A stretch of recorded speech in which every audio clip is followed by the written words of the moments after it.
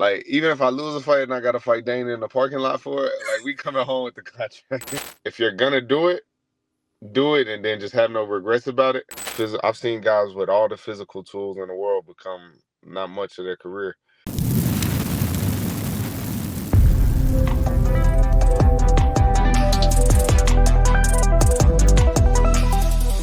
You were teasing some fight news on your Instagram, man. I mean, talk to us a little bit more about what's maybe next for you.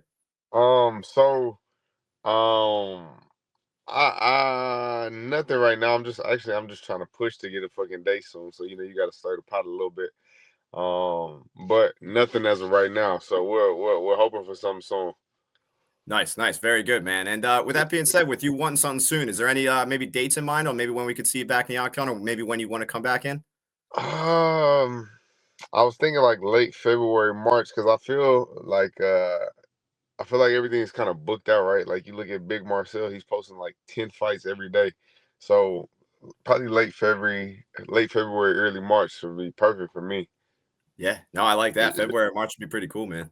yeah, 100%, 100%. As long as I don't have to go to Abu Dhabi, Atlanta, we in there. What's wrong with those places, man? It's just traveling. Like I don't mind it at all, but I do mind traveling. Like, and the thing is too is like I'm on my first contract. I'm trying to get the maximum money possible. Let's fight in Las Vegas and let's do that. You know what I mean? Oh yeah, yeah, no, that's Yeah. smart, man. I love it. Now, I was listening to your previous interview with Petty from the Corner, and you said you had like 25 different guys in mind on who you'd maybe want to fight. Is there any like certain guys on maybe in particular, like, oh, that's a good Man, match in February, March? I don't know. Like I was looking at I had told her too I wanted to fight a Zaitar. Uh-huh. Um but that fight had happened. Um I don't know. I feel like a couple of the guys too that I wanted to fight have already got like matched up because there's a couple guys who are around like the same records and shit, but they all have matchups. So honestly, I don't know who they're gonna give me. I don't know if they're gonna give me somebody from Contender Series or they're gonna give me somebody up. I don't have any direction where they're going with anything at all, to be honest. Fair enough. Especially like when it's this early in your career, I feel like they kind of it can go either way. They might give you somebody to give you like a tester, or they might give you somebody up and coming, or they might give you somebody who has no fight. So it's kind of like guess at this point. Yeah, no, fair enough. I definitely hear you when it comes to that stuff. And you've had both your fights in the Apex. I mean, how do you like fighting in the Apex?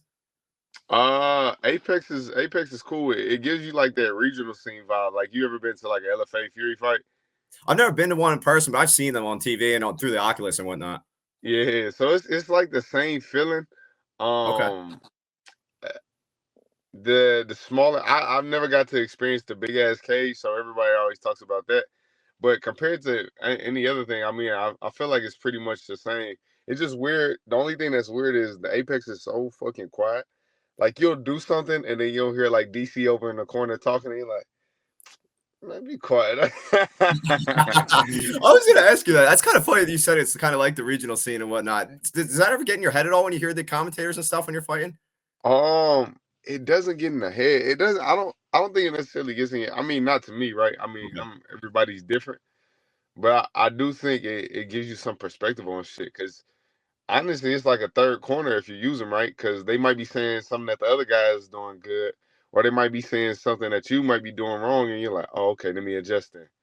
You That's know? kind of interesting. Yeah, that's definitely interesting that you Yeah. brought that up, man. I agree with you when it comes to that kind of stuff. And Right. with Dana White Contender Series now, they got some new gloves. They're blue now. What do you think about those? You like them? It looks kind of tacky, bro. To be honest, if I'm being frank with you, that shit looks Right. tacky. I mean, it's I like the old gloves a lot better, to be honest. Like even just the feel. I only fought in the old gloves once, but Yeah. for a contender fight, we actually got the new gloves because we were like the trial guys. All right. Okay. Um, so I've actually fought in both already, but I do like the old gloves better. Fair enough. Okay. So what do you Yeah. like about the old gloves better, I guess? It's just the feel, and they actually feel like like the way I feel like the newer ones are fit, but they fit a little better. But the old gloves, like I don't know, it's a feeling I guess you got to explain. And they Okay. actually feel like when you hit some shit, it actually feels like you're hitting them. Old gloves are hard as fuck. It's like Okay. little cement wrapped around your wrist. I feel like hasn't there been less knockouts or something with the Yeah. with the Yeah. new 100%. gloves? Yeah, yeah. Yeah, if you felt a pair of those old gloves versus the new gloves, like them shits feel like bricks. Oh, okay, fair enough. That's definitely some interesting insight there. I hear it. So when you were on Dana White Contender Series and then you fought Landon Quinones, what was worse when it comes to your nerves, the Dana White Contender Series fight or the Quinones fight? Um, I don't think I was bad either one of. Actually, nah. You know what? I on the contender fight, I didn't feel shit because I was like, yeah, like there's no way in hell I'm not coming home with this contract. Like even if I lose a fight and I got to fight Dana in the parking lot for it, like we coming home with the contract. Right. But That's all. I the Landon fight, it was more. I had like a lot of hype off that knockout in the contender series, and it was me. It wasn't necessarily nerves, but I'm not a guy who gets nervous. If anything, I'm like a guy you got to tone down. You know what I mean? Like, hey, Okay. like chill the fuck out. You know what I mean? Right. And I got a little bit too overzealous in that fight, and that was more of that than anything. You know. Yeah, yeah, 100%. That makes sense. And someone like you, man, I mean, you kind of went into the gym and with like really no experience, then like 7, 8 years, now you're in the UFC. For someone that's kind of trying to do the same kind of path as you, I mean, what kind of advice would you give them? Be consistent as possible and listen to every piece of advice that you get, especially nowadays. Kids and guys, they don't want to listen to other people because they think they can get it figured out by themselves. But if you're consistent in the gym and you're paying attention to all the guys around you, what I did is I paid attention, found the best guys in the room, and I just paid attention to those guys adamantly, what they do, how they carry themselves, and then I just applied that to my own game, right? Like any person should. But yeah, consistency is key, and don't ever feel like you know it all because the moment you feel like you know it all, like we all know, is the moment you stop learning, right? So. Yeah. Yeah, no, 100%. I definitely think that's some good advice. And when it comes to those training partners that you said, like some of the best guys in the room that made you the best version of you, who were some of those training partners? Man, when I was young, that gym, the Kamosi brothers were in the UFC at that time. If you watch any of the old UFC, you know who I'm talking about. Kamosi brothers. Um, man, we had a room full of people. Chris Gutierrez, Yusuf Zalal. We were all coming up at the same time. I don't think any of us were like super big. I think the Kamosis were the biggest in the gym at that time.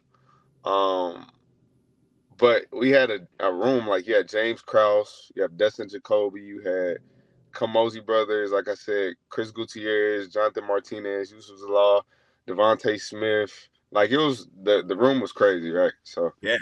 it was just a room, and wherever you looked around, it was good work. And if you wanted to learn something, you didn't even have to go find a coach. You can find somebody in the gym who was good at it.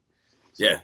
Yeah, no, you definitely name dropped some pretty solid guys there. And another thing I was curious about as well too is you mentioned in like 2019 you went through like a rough patch in your career going 0-3 because of your stepfather passing. But then recently we just saw Anthony Smith fight Dominic Reyes, and he just had someone pass as well, like his coach. Did you happen to see that fight, and what did you kind of think of it?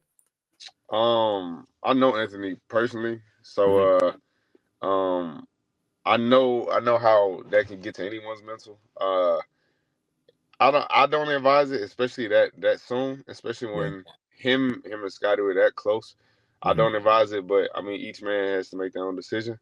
Right. I don't that fight specifically. I mean I can't really comment on it. I just feel like if if you're gonna do it and then just have no regrets about it.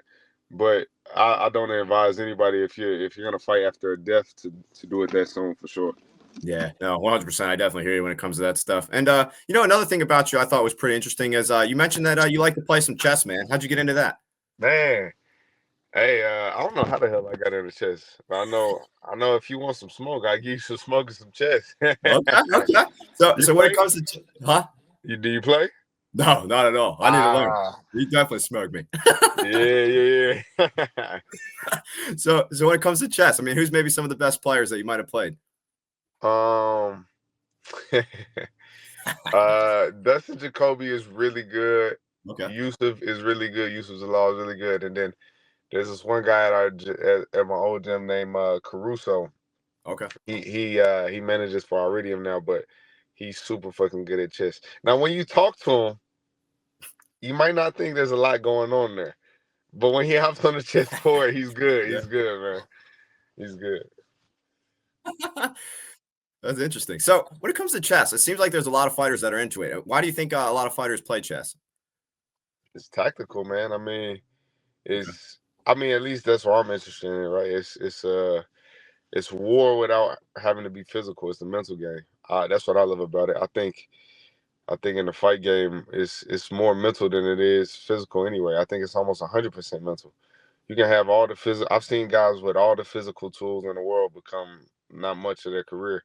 Um, and I can't really say the inverse. Like most of the guys that I see have the mental setup, they typically succeed in some type of way, or they find a way to succeed. Your Yeah. top guys in the UFC weren't always the most talented, but if you look at the top five in every division, they've been there for so long because they got it here, right? Yeah. So. Yeah, no, I definitely agree with you. I definitely think that's interesting, and yeah, that would be pretty cool. Now, with chess, is there any maybe dream fighters or just people in general, and maybe who you'd want to play in the future? Anybody with chess? I don't even know how many guys play chess, but Okay. the more I start fighting in the UFC and I find the guys who play, I'll start posting them and tagging them in There you it. go. There you go. I like it. So another thing I thought was pretty interesting about you is you mentioned that you were in like a bunch of brawls and stuff on the street when you were growing up and whatnot. Now there was one in particular. You said you were 6 years old in one of these brawls, man. Can you talk to us more about that one? Do you know what I'm talking about? There was like a kid running. Yeah, man. It was crazy. So, man, this is when we lived in Dallas. I was probably like 6 or 7. We lived in these apartments, real hood apartments. I'm hanging out with kids 5, 6 years older than me, and I'm getting into I got into a fight with a kid. I don't know what it's about. Your kids, maybe it's football or whatever, playing some throw up tackle. I actually beat the kid up. I had hands when I was a young guy. I had hands, but I actually ended up beating the kid up, and then he has you remember the old cameras that you like, like you, Yeah, yeah, I know what you're talking about. yeah. He throws the camera, and I'm lit like it's moving in slow motion at me. The shit is flying in the air, and it smacks me in my nose. My nose starts gushing everywhere. And I'm not talking about like, oh, it's a little blood. I remember there was a blood stain on the stairs from when I got hit there. It was there the whole year we lived in that apartment, and it had a Oh, trail all the way going up the stairs into the apartment. But yeah, it was crazy. that's insane. So you think that's maybe the worst street fight you've been in? I mean, that was probably the worst damage, yeah. But man, I don't even know why I used to get in street fight, bro. I feel like I'm a chill guy. Now I do talk shit. Don't get me wrong. I talk shit to everybody. That's just my personality. But Yeah. I'm a chill guy. I don't even know why I got in so many street fights. That's what I'm saying. When I heard you got in 25, I was a little shook myself. So yeah, Yeah, it that's might have been. I don't know if that's the exact count, but it's definitely up there. One of my good friends, his name's Sean. He went to high school with me, okay. and he always used to say things. He was like, I don't know why you get so many fights, bro. I'm like, shit, I don't know either, man. Must be because I'm light skinned. People try to test me. That's hilarious, man. So when you're not fighting and stuff, man, what do you typically like to do outside of the octagon? uh, I would say my main thing. I like playing basketball, chess, chill, read. Okay. Nothing too crazy, man. I try to stay out the way a little bit because when I was younger, if I was outside, I was definitely outside getting into stuff. So I Fair definitely enough. try to chill now that I'm getting older. Okay. Okay. I see you're rocking the Lakers jersey as well too. You're a Lakers guy. Nah, I like LeBron though, man. LeGoat Oh, James, okay. Okay. man. Shout out Shannon Sharp. Yeah, That's LeGoat James. Who you think the greatest is? oh man, of course LeBron as well too. Come on now, come It's on got now. to be LeBron or MJ. You know what I mean? I go LeBron just because I feel like these newer age guys, they're just better. You know what I mean? Like it's same with us like fighting and stuff too. You know what I mean? Like even the fighters now, like GSP was like not GSP, but just like you know what I mean? Like these fighters now, I just think they're fighting on higher levels and stuff. So it's One like hundred it's percent. just As hard to the sport compare. progresses, bro, people don't understand that. As the sport Yeah, progresses, everything else progresses. As yeah, technology progresses, as recovery progresses, like yeah. you know what I mean. It's hard to compare them, in my opinion, too. You know what I mean? Because they're in two different eras, kind of like what you're saying. You know what I mean? Like, because like at that one point, like MJ was the beast and whatnot because he was facing those lower level guys. But now, like, would he have been that same level now? It's hard to say. You know what I mean? Right, because you look at MJ. His thing was not only he was just, I mean, he was a good basketball player, but he had like supreme athleticism. Everybody has that nowadays, it seems like. Yeah, no, I agree, 100%, man. Yeah, like I said, Yeah. it's the same thing with fighting. There's a lot of these guys that were really good then, but it's like who knows if they would have even hung out now because the game has evolved so much. It's so much different. Yeah, imagine the dude. Imagine the dude when UFC one happened, coming out and switching stances, and you Yeah, know what I mean, doing all that. yeah, They'd be like, "What the hell is he doing?" And you got Art Jemerson over here with the one glove, like you know. yeah, yeah. It ain't gonna work. Yeah, 100%. No, Yeah, I it's definitely not hear you. working. So you used to be a server as well too. You still doing that, or are you done now since you're in the UFC? Yeah, yeah, I do serve right now. So I do a couple jobs, man. I'm between. I got two serving jobs. I do Uber, and then also I train, man. So it's a full time jobs outside of a full time training thing. So it's all in one. Like when you're early in this fight game, people don't understand the work in it. I'll literally be serving at my job, or I'll be driving Uber, and I tell people I'm in the UFC, and they're like, "Oh, so like what level?" I'm like, "No, like I fight for the UFC," and they're like, "So." Like, why are you working here? And I'm like, just because I'm in the UFC doesn't mean we all rich, man. Yeah, It's no, I guess crazy. that's true, man. That's kind of funny you say that. So, do you ever get recognized and stuff when you're working at Uber or the waiter? I did a lot more in Colorado. I just moved out here in Arizona. Okay, I would say a handful of times, but nothing too crazy. Nothing too crazy. I okay, don't have like a deep roster and I mean a deep fight catalog yet. So once I knock a few guys out, I probably will. All right. that's right. We're not gonna be in the restaurants though after a couple fights. So No, no, chill. I hope not, man. And you said you just moved. How do you like it so far being out there?